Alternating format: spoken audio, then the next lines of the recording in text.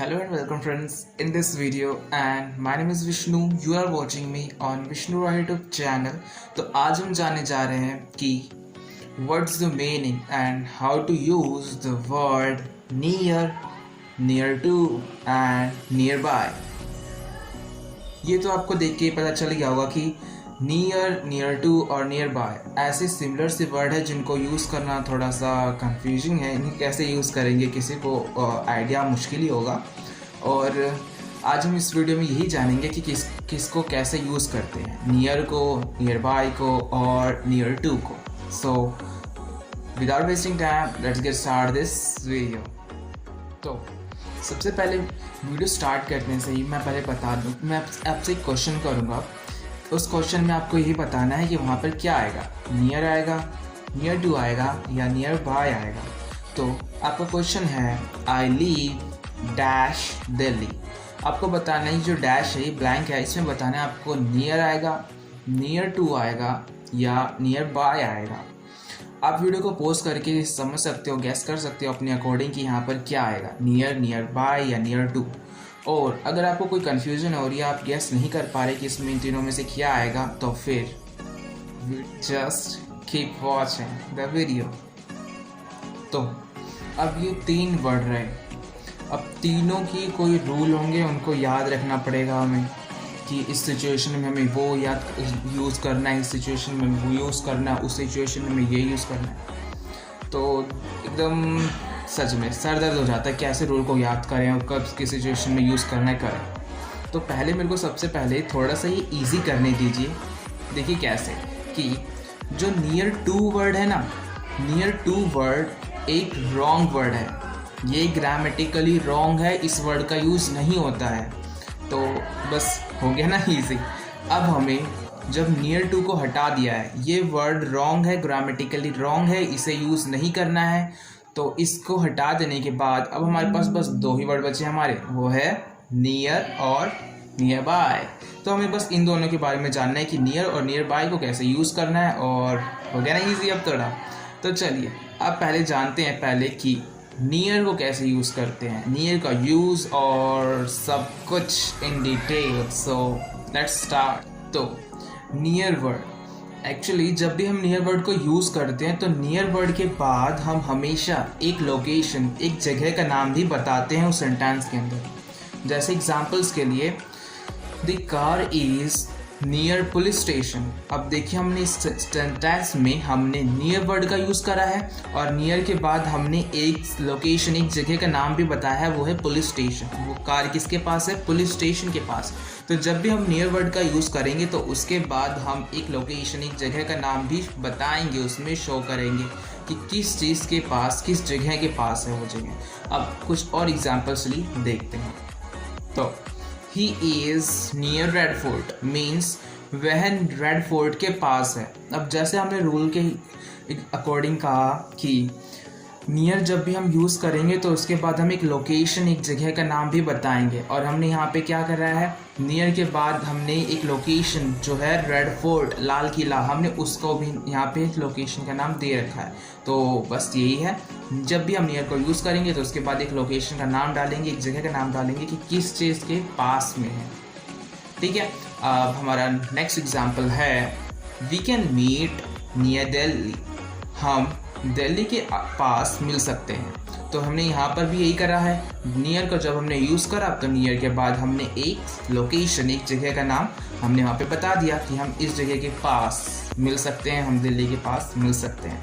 तो ये था पूरा यूज़ नियर का। और अब चलिए जानते हैं नियर बाय का कि कैसे यूज़ करते हैं और सब कुछ इन डिटेल। अब सबसे इम्पोर्टेंट वाला हमारा है जो वर्ड नियर बाय, उसको कैसे यूज़ करते हैं। तो ये आप एक बात ही हमेशा याद रखिएगा कि नियर बाय जब भी हम किसी सेंटेंस में यूज़ करते हैं तो उसके बाद हम किसी भी लोकेशन, किसी भी जगह का नाम सेंटेंस में नहीं लिखते हैं।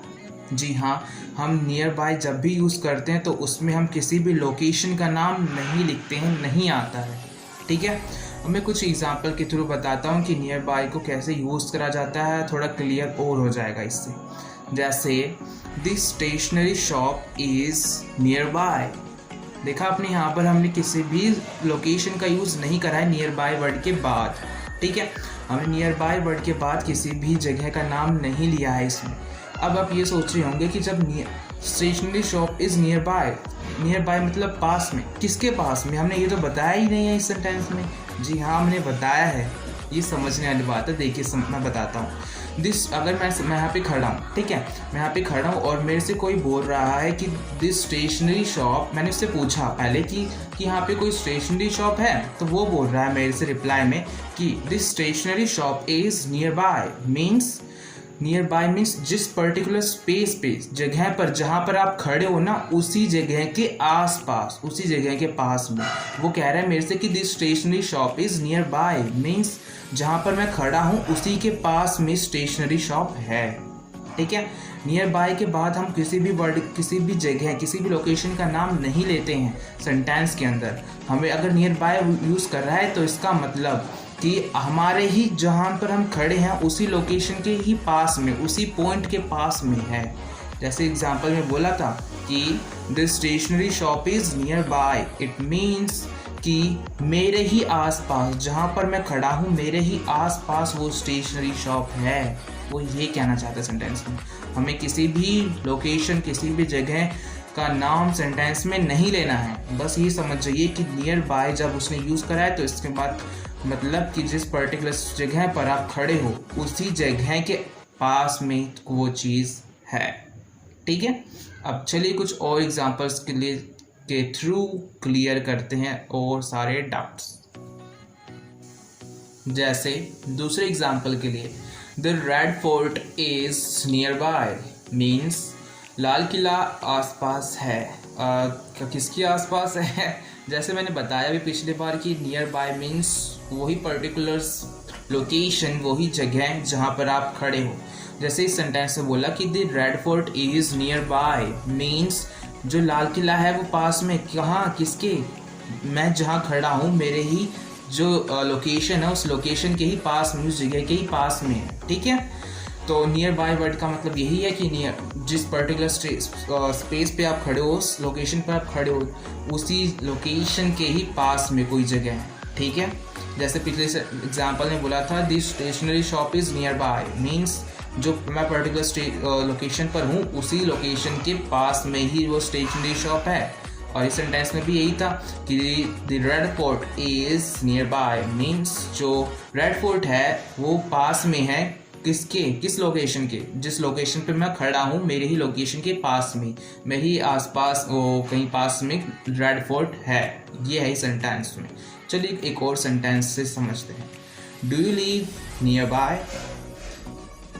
Do you live near by. आप देखिए हमने यहाँ पे भी किसी लोकेशन का नाम नहीं दे रखा है, पर हमने बोला है कि do you live near by.